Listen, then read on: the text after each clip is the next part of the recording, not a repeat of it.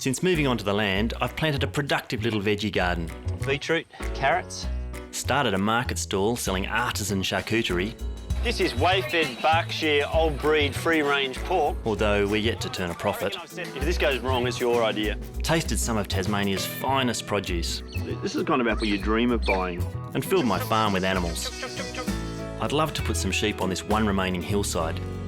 If only it wasn't covered in these hazardous brambles. My name is Matthew Evans. I was Sydney's most feared food critic. Now, I've given up city life and moved here to country Tasmania. I've always dreamed of producing my own food so I can know and trust what I eat. The only problem is, I don't know how to chop wood, I don't know anything about growing plants, and I have absolutely no idea about rearing animals. But I do know how to eat. Everything else I'll have to learn from scratch. How hard can it be?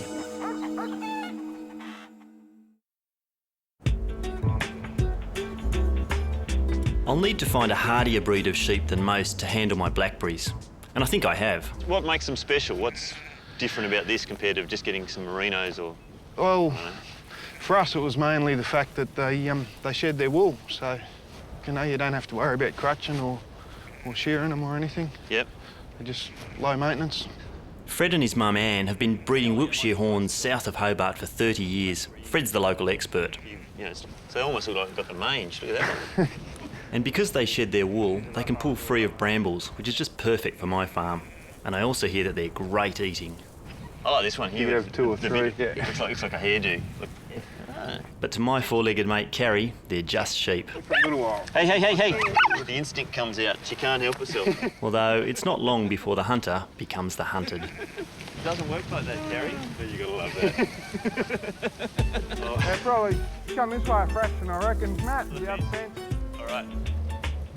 Not a Textbook. Too easy. What exactly were you looking for, Matt? I wouldn't mind 3 ewes to put the ram over. Yeah? Yeah. And maybe a lamb if you've got one that I can just fatten up to have this winter.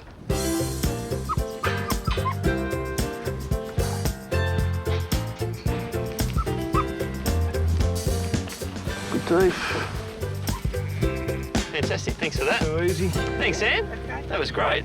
I can't wait. Finally get something in the paddocks, apart from thistles. Well, that's great. I feel like a proper farmer. I've got 3 ewes and a lamb organised.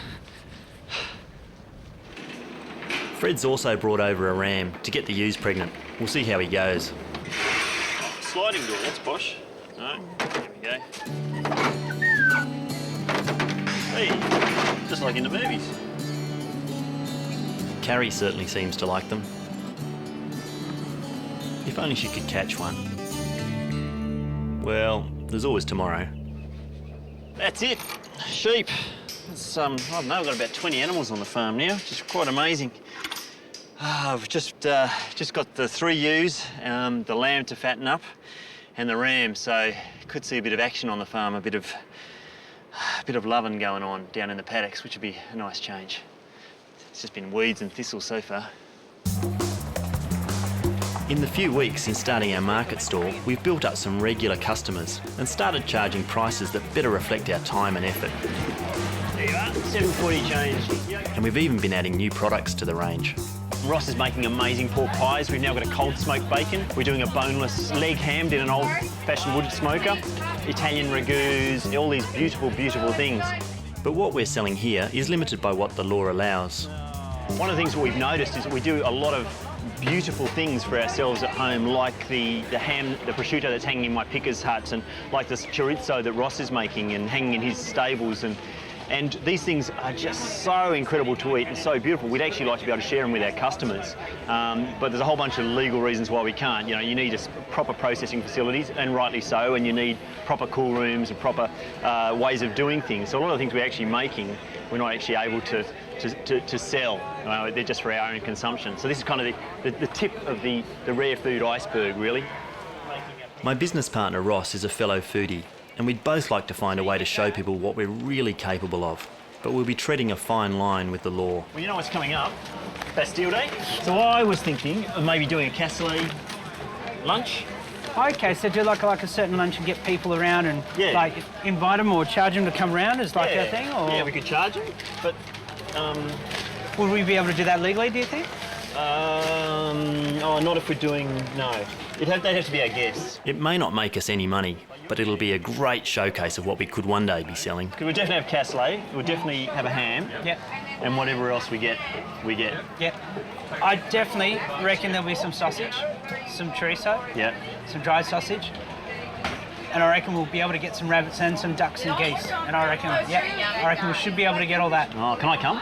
Yeah, for sure. Yeah, well, can I not cook Yeah, I know. or organise it? Yeah. I'd much rather do that, I think. Ross has been living on his Bruny Island farm for just over 6 months, and with a range of contraband already hanging in the barn, it's the perfect hideaway to plan our illegal lunch. Hopefully this will be a lunch that no one can ever experience in any other way because of all the stuff we're doing. We can show people what's possible, and if we, one day get the right facilities, then we'll be able to do this commercially. But at the moment, just the joy of being able to serve our own stuff, traditional stuff to people, that's just on the fringes of what's legal. Yeah. I love the idea, just love it. Yeah, that should be fun. So we're hoping to serve Ross's prosciutto, some fresh raw milk cheese, a terrine, if Ross can bag a few rabbits, smoked duck breast, and finally, a cassoulet made from my lamb and a confit of goose. I picked up some ducks and geese. I actually got them from Amber, who I work with, but Adore Zania helped me put them away. And I've got them in the barn. But before we can get our confit cooking, we'll have to get plucking. Yeah. Jesus, huge thing. Local abattoirs only take poultry from big farms, which puts small producers like us in a bit of a bind. Home-killed birds like this you can't sell. It's against the law to be able to sell birds that you've killed on your own farm, which is quite unusual because in a place like France, even America, you can get a licence to kill birds on your own farm and sell them, but in this country, you're not allowed to. You'd think that freshly killed, plucked animals where someone can visit the farm and see, and you can only buy them from the farm would be, a good thing. This means most small farmers only rear poultry for their own consumption, not to sell and make a living. If it wasn't so gruesome, it'd look like a pillow fight. But we can serve Ross's birds to our guests in the form of confit legs and smoked breasts. So what we're doing is we're just going to take the leg meat off all the animals, all the birds, and salt it, cure it for a day, 24 hours with just some normal salt. Peppercorns and thyme. If I had some bay leaves, I'd throw them in, but we don't have any bay leaves. And then tomorrow, cook it up. So it's a 24-hour cure, and it's known as confit, which in French means just preserved, like confiture means jam. Next, we'll prepare the duck and goose breasts for smoking. Ross is making a brine. So that's peppercorns, salt, and what else are you going to put? A bit of sugar? Just a little bit of sugar. Only a little bit, just to take the edge off. We're going to take the duck and goose breast, make a little ham out of it, and then we're going to leave it for a couple of days, dry it out, and then smoke it. And I've got this little old-fashioned smoker I've never used before, and I'm dying to use it, so this is going to be a perfect use for it, I reckon, Ross. So we don't want to get too many air bubbles. You can actually see air bubbles, so we're just shifting it around a little bit. We'll leave it in the brine for 2 days. Ross has cooked in some of the world's hottest kitchens, and he's been promising to cook me his famous rabbit terrine for some time. I know there'll be a patch up the road here. This Bastille Day lunch is the perfect opportunity. But first, we'll need some rabbits. Sometimes you feel get one because they're pretty resilient. But the rabbits seem to have other ideas. Because they come out to clearings like this is what they like. Clear patches.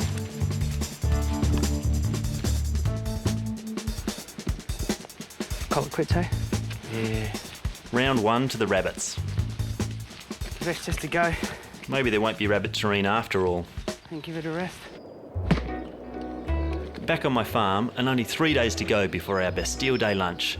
A chance to serve what we're not allowed to sell. We've got the ducks and geese in the bag, but what we haven't got is some lamb, and I've got a guy coming to mate of Ross's to help me dispatch one of the lambs. A bit sad, but apparently he knows what he's doing, so it'll be done in an afternoon. First, though, I've got to go and catch it. And Carrie's keen to help me.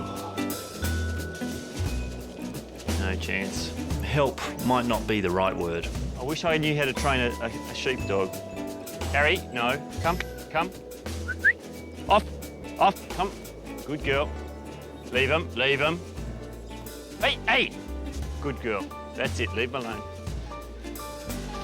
Oh. I thought that was going to be like a 3-day project. And I managed to do it. Got them all in.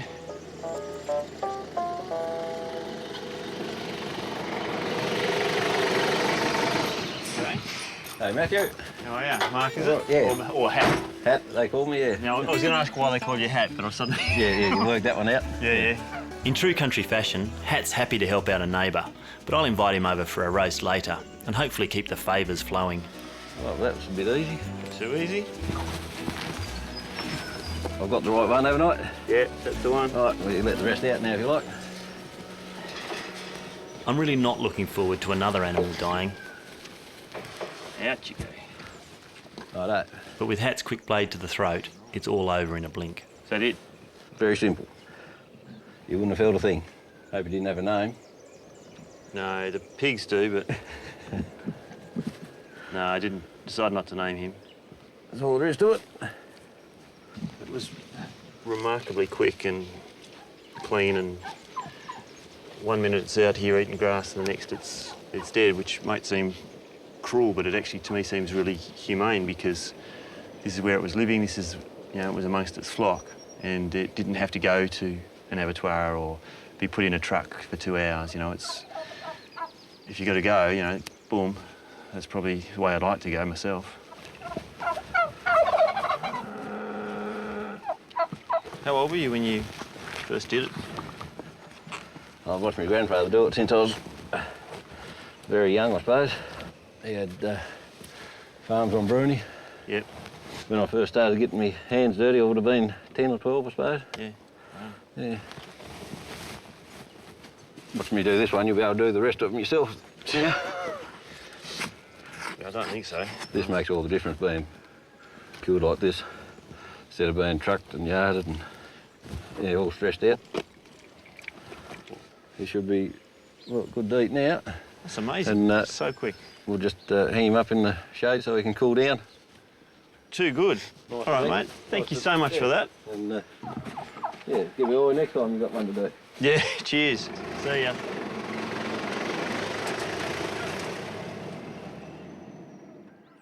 He made it look so easy, and I reckon it'd be so hard if I actually tried. But you turkeys, I reckon you're not safe if you keep escaping. So, now I need to get the confit on with this duck and goose. All I'm going to do is fish it out of the juice, put it into a couple of trays and then cover it with fat and then bung it in the oven. I want to use as little fat as possible, mostly because I'm a cheapskate and duck fat costs a bit of money. This is just pure rendered duck fat, duck lard you could call it. It looked like it's swimming in fat. Sounds terrible, sounds like the greasiest, most cholesterol-laden dish you'll ever eat, but it's actually not. And the reason you do all this, go to all this trouble, is it tastes so much better than just a roast leg or other ways of cooking. It actually has its own inherent character, beautiful, beautiful flavour. It goes in a really low oven and cooks for at least 3 hours until the meat comes loose from the bones. So,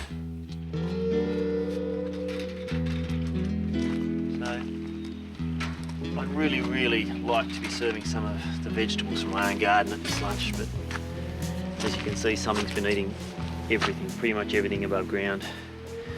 The thing is, I actually think I know where the possum who's doing this damage now lives. So I'm going to put the relocation device a bit closer. The dog seems to know where it is. She keeps looking up into the corner. So it's just got its head poking over the top there now. Probably the one that's been eating all my veggies. They've got the cutest, most innocent face. Like butter wouldn't melt in their mouths, but I tell you what, everything I had growing except the garlic, probably that possum ate.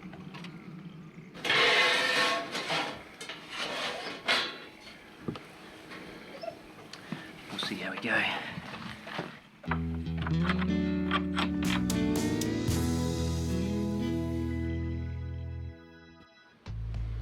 It's the day before the big lunch, and Carrie's finally got the sheep figured out.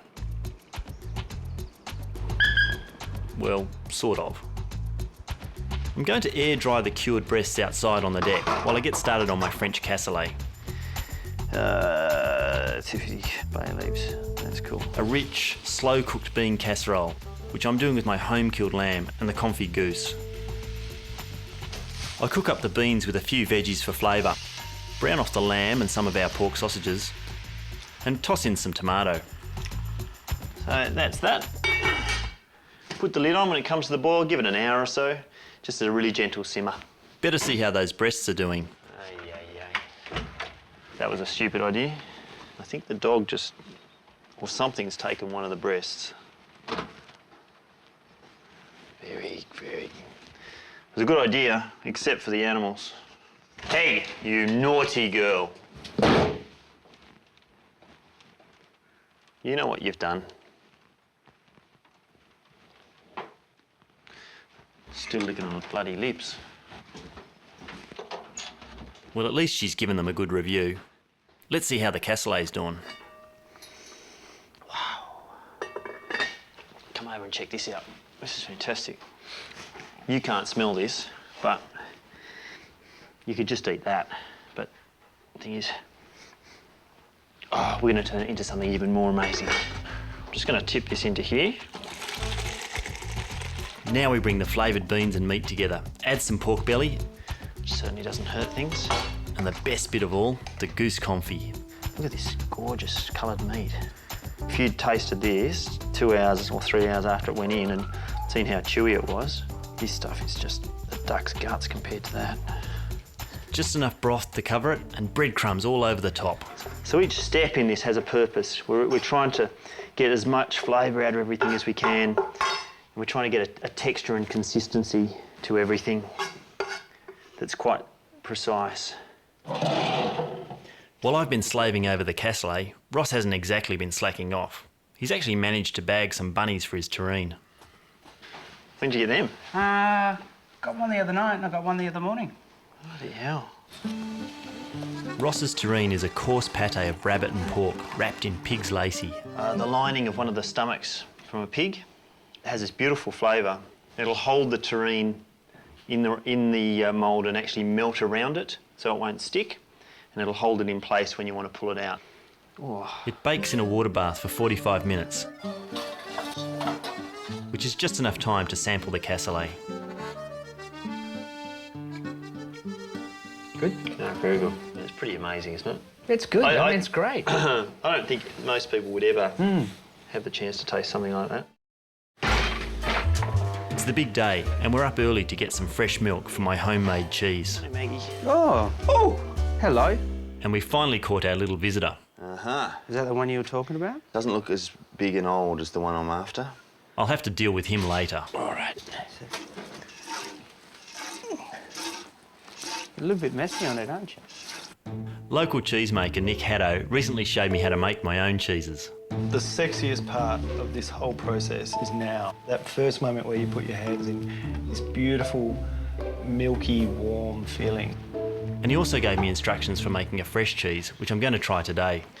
So, this is the milk that we got this morning. It's probably the scariest thing I'm trying to do today is make a fresh cheese. But it's bloody complicated and could easily stuff up. We've got to add the right measures of cultures and rennet at just the right times and keep everything at a stable temperature. But this is the riskiest bit of all. If we bump this, if we buggered up any of the mixing, we may end up with something that isn't quite set. But we can leave them in there until we're actually ready to serve. And in the meantime, we'll go and see if this smoker is actually worth firing up. Whee! Oh, they look great, don't they? Yeah. They look terrific. Well done. Look at the colour. It's getting a caramelly look. All that comes from the smoke. Just brilliant. So I don't think anyone will be on time, but you never know. Everything seems to be under control. But then, just an hour before our guests arrive, I hear from a neighbour that one of my sheep has broken through the fence and escaped. The timing couldn't be worse. There's a big bush block behind here.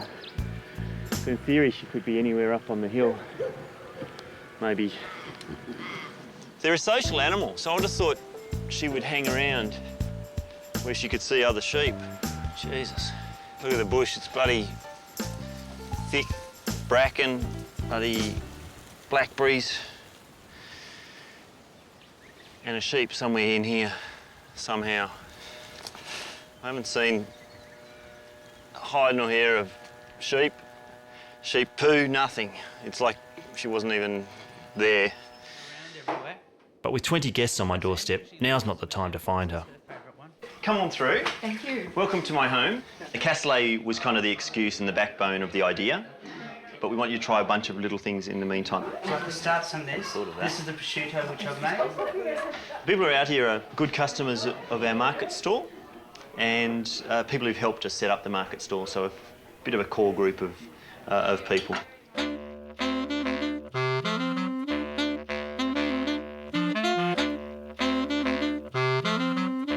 What we're doing today, and I guess it's a bit revolutionary in that we're trying to do everything illegal. So what you've just had is some ham that was Ross's cured in a barn on Bruny Island, and we legally wouldn't be able to sell that to you. This is the only thing we really don't know that we haven't tasted yet. Yeah.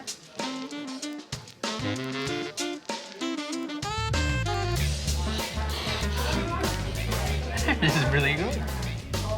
But the real question is, what does Bruce, the electrical engineer from Hobart, think? I bought some just last month or so, but there's also... Next up, the rabbit terrine. The terrine which we've got here is basically put up of Bruny Island rabbits. There's a little bit of pork in there, plus there's also just shallots, thyme, and I've also done it with increpinet. And the cherries that we've got on top, Matthew's found on the way home. Beautiful. The smoked breasts are up next, but they've turned out a little tougher than we expected. We've cut this really fine because it's a little bit chewy, and we don't want people to struggle too much with eating it. So this is illegal because we had to kill these birds not in a slaughterhouse, and it's illegal probably because you shouldn't air dry stuff where your dog can get to it. Yeah, your dentures are coping? But we cut it really thin. Yeah. Heading up the second half of the menu, we're taking some of the pear and apple cider that I've had maturing for the last 6 weeks and using it to spice up Ross's cold cured chorizo. So we'll put that through there. The illegal part of this one is just the fact that it's just a non-sodium sausage, which nowadays any type of salami or cured sausage, they have to have nitrate in it. This one here has just got salt, a few different spices and pork. Finally, time for the cassoulet. Don't dig too deep. And time also to sit down and join our guests. I've got this peasant dish for cooking pork skin. And the final seal of approval comes from our local Frenchman, Antoine, who loves our cassoulet. When our guests are full, I want them to meet Maggie, who gave us her wonderful milk for the cheese. And I want to give them a chance to taste raw milk for themselves. Delicious milk. Thank you. Beautiful. So, Thank you. so to me, this is the best, probably the thing I'm most excited about serving, because the other stuff we'll be able to, at some point, do in a legal sense. All right. But this is something that you'll probably never be able to go to a shop and buy legally. See you guys. Bye. After my guests have gone, it's goodbye possum for this little miscreant.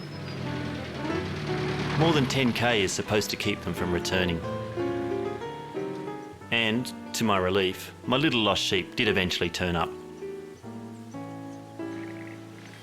But the true hero of the day is Maggie. Thank you. Thank you, girls. Especially you, Mags. Next time, I want to learn to bake my own sourdough bread. But my quest for local ingredients might get me into a bit of a sticky situation. That to me looks an awful sloppy mixture. I'm inordinately nervous. There's 5 expert bakers standing on the other side of the room about to judge our cakes.